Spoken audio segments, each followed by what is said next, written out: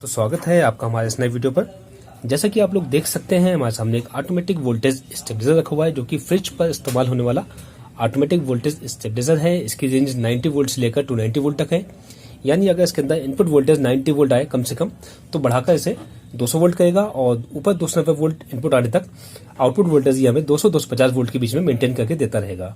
तो आज का हमारा टॉपिक है कि किस तरह से एक ऑटोमेटिक वोल्टेज स्टेबलाइजर काम करता है। भले ही वो 500 वाट का स्टेबलाइजर हो या फिर 5 kVA 10 kVA या फिर कोई सा भी ऑटोमेटिक वोल्टेज स्टेबलाइजर हो, सबका बेसिक सेम ही रहता है। तो फिर आपसे रिक्वेस्ट है, वीडियो पूरा देखें। वीडियो पसंद आए तो प्लीज वीडियो को लाइक करना, शेयर करना और हमारे चैनल को सब्सक्राइब करना बिल्कुल ना भूलें। और हाँ, हमारा आज का वीडियो पूरा प्रैक्टिकल है, आपको सब अच्छे तरीके से समझाएंगे कि किस तरह से वोल्टेज कम या ज्यादा या फिर मेंटेन करता है। तो चलिए वीडियो को शुरू करते हैं। दोस्तों, सबसे पहले हम स्टेबलाइजर को डिमर पर लगाकर ऑन करते हैं। डिमर को हम बहुत धीरे धीरे बढ़ाएंगे, 0 से स्टार्ट करेंगे। ये देखिए, ये जो स्टेबलाइजर का मीटर है हमारा, ये आउटपुट वोल्टेज दिखा रहा है, यानी कितने वोल्टेज ये बना रहा है। और ये मीटर हमारा इनपुट वोल्टेज दिखा रहा है कि इसके अंदर कितने वोल्ट इनपुट हम दे रहे हैं। तो फिर देखिए, इसके अंदर हमने 100 वोल्ट इनपुट दिया तो आउटपुट ये हमारा 200 वोल्ट बाहर निकाल रहा है। अब देखिए, इनपुट वोल्टेज जैसे जैसे बढ़ेगी, आउटपुट वोल्टेज का 200 वोल्ट 250 वोल्ट तक जाएगा और फिर उसके बाद वापस 200 वोल्ट पर आ जाएगा। ये देखिए, और इस तरह से देखिए, अब इनपुट वोल्टेज हमारी ज्यादा हो गई है, आउटपुट वोल्टेज फिर भी कम है। और वोल्टेज जब हम कम करेंगे तो आउटपुट वोल्टेज हमारा 200 वोल्ट तक जाकर दोबारा 250 तक आ जाएगा।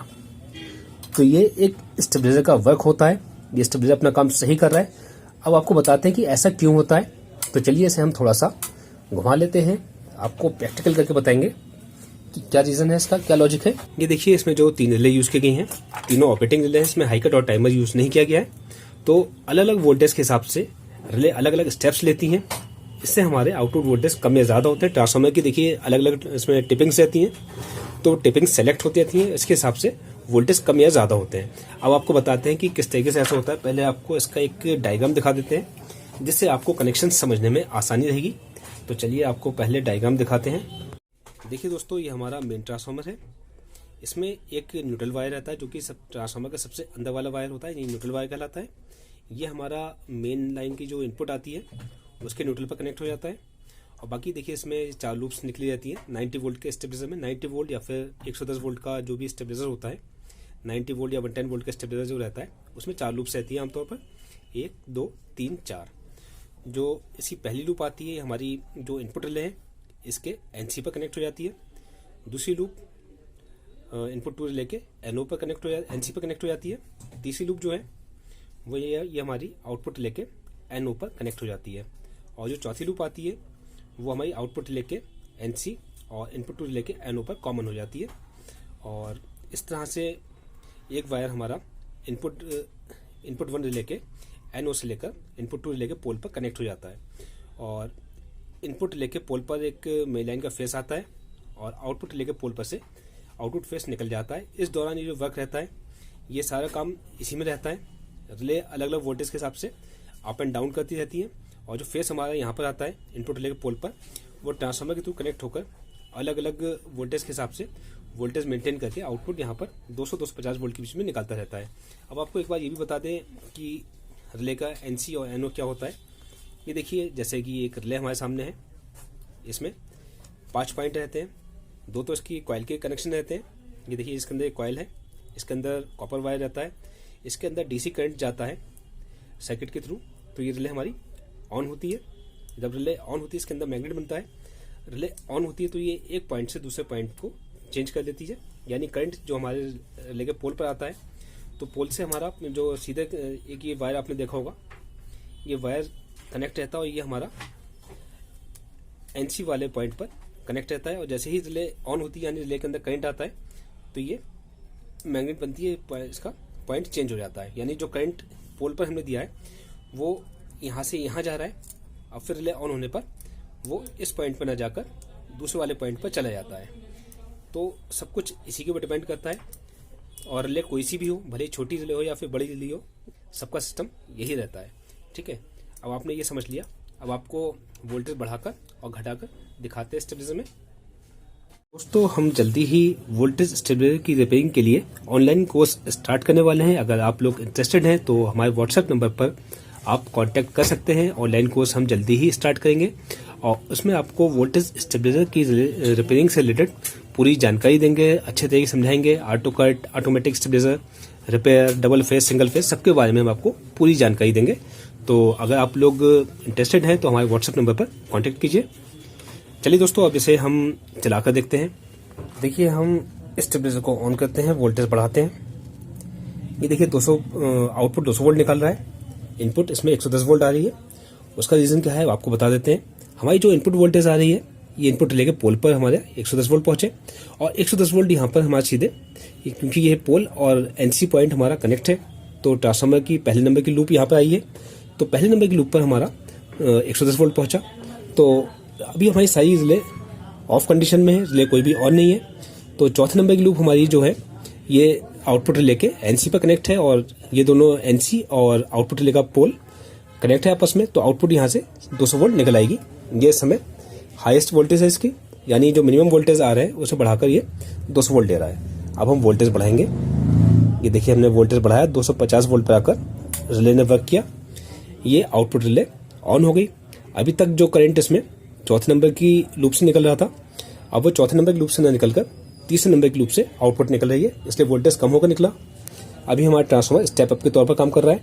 अब हम फिर वोल्टेज बढ़ाएंगे। ये देखिए, अब इस कंडीशन में हमारी इनपुट रिले ऑन हो जाती है, यानी जो हमारा इनपुट करंट अभी तक इसके ट्रांसफार्मर के पहले नंबर की लूप पर जा रहा था, अब वो पहले नंबर की लूप पर न जाकर इसके एनओ पर जा रहा है और एनओ से ही हमारा ये इनपुट टू रिले के पोल पर कनेक्ट है। इनपुट टू रिले के पोल पर आ गया और इनपुट टू रिले का पोल हमारा ट्रांसफार्मर की दूसरे नंबर की टेपिंग पर कनेक्ट है, यहाँ पर आ गया। और अब हमारी आउटपुट रिले ऑफ हो चुकी है। अभी जब इनपुट रिले ऑन होगी तो आउटपुट रिले ऑफ हो जाएगी। तो फिर यहाँ से करंट हमारा दूसरे नंबर की टेपिंग में पहुंचा और चौथे नंबर की टेपिंग से बाहर को आ गया। ठीक है, अब हम फिर वोल्टेज बढ़ाएंगे। ये देखिए, अब हमारी आउटपुट रिले एक बार फिर से ऑन हो गई। अब वोल्टेज जो है हमारे ट्रांसफार्मर के दूसरे नंबर की टेपिंग में पहुंचे और तीसरे नंबर की टेपिंग से बाहर को आ गए। ठीक है, अब इसका चौथा स्टेप आएगा।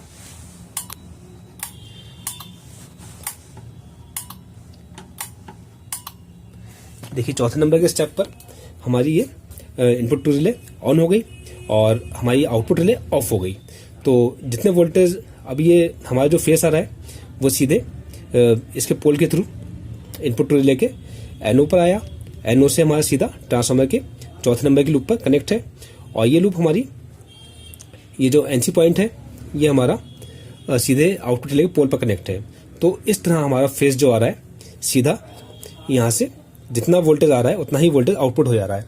आपने देखा होगा ऑटोमेटिक वोल्टेज स्टेबलाइजर 200-250 वोल्ट के बीच में इनपुट और आउटपुट सेम दिखाता है। उसका रीज़न यही है, इस समय स्टेबलाइजर एक तरीके से डायरेक्ट हो चुका है। इसमें ट्रांसफार्मर बिल्कुल काम नहीं कर रहा है, क्योंकि ट्रांसफार्मर से मतलब ही नहीं रहा, जितना इनपुट आ रहा है उतना ही आउटपुट निकल जा रहा है। अब हम वोल्टेज और बढ़ाते हैं। ये देखिए, अब पांचवें और आखिरी स्टेप पर हमारी आउटपुट रिले फिर से ऑन हो गई। तो अब जो हमारा इनपुट फेस आ रहा है वो सीधे चौथे नंबर की लूप पर आ रहा है। देखिए, ट्रांसफार्मर के चौथे नंबर की लूप पर आया और तीसरे नंबर की लूप हमारी जो है रिले ये क्योंकि ऑन हो चुकी है, अब हमारा इसका कॉमन जो है आउटपुट रिले का तीसरे ट्रांसफार्मर के तीसरे नंबर की लूप से कनेक्ट हो गया है। तो अब स्टेबलाइजर हमारा जो ट्रांसफार्मर इसका स्टेप डाउन के तौर पर काम कर रहा है, क्योंकि हाई वोल्टेज आ रहा है। ये देखिए 260 वोल्ट, इसमें 260-70 वोल्ट लगभग इनपुट आ रही है और आउटपुट ये 210 वोल्ट निकाल के दे रहा है। उसका रीज़न यही है क्योंकि अब ये ट्रांसफार्मर की सबसे आखिरी लूप पर इनपुट पहुंच रही है और तीसरे नंबर की लूप से ये आउटपुट बाहर निकाल दे रहा है। तो इस तरह से ये स्टेबलाइजर हमारा वर्क कर रहा है। आपको एक बार रिले फिर से दिखा देते हैं अंदर से, ताकि आप रिले भी समझ सकें कि रिले कैसे स्टेप्स ले रही हैं। उम्मीद है आपको अच्छे से समझ में आ गया होगा। ये देखिए, आपको चला कर बताते हैं। अब इसका जो वोल्ट मीटर है हम इसकी आउटपुट पर लगा देते हैं ताकि आप आसानी से समझ सकें। ये देखिए, इससे आपको समझने में आसानी रहेगी। देखिए, हमने वोल्टेज बढ़ाएं और 250 वोल्ट होने पर हमारी पहले आउटपुट रिले ऑन होगी। ये देखिए, हमारी आउटपुट रिले है, ये ऑन होगी। देखिए, रिले ये ऑन हो गई। अब इनपुट रिले अपना स्टेप लेगी। इनपुट रिले जब ऑन होगी तो आउटपुट रिले हमारी ऑफ हो जाएगी। ठीक है, अब देखिएगा थर्ड स्टेप। फोर्थ और ये फिफ्थ स्टेप। तो इस तरह से ये सारी रिले अपना काम करती हैं और हमारा ट्रांसफार्मर वोल्टेज कम और ज़्यादा करके निकालता है। स्टेबलाइजर हमारा ऐसे काम करता है। उम्मीद है दोस्तों आपको अच्छे से समझ में आ गया होगा। अगर फिर भी आपको कुछ पता करना हो आप कमेंट करके पता कर सकते हैं। वीडियो देखने के लिए आपका बहुत बहुत धन्यवाद।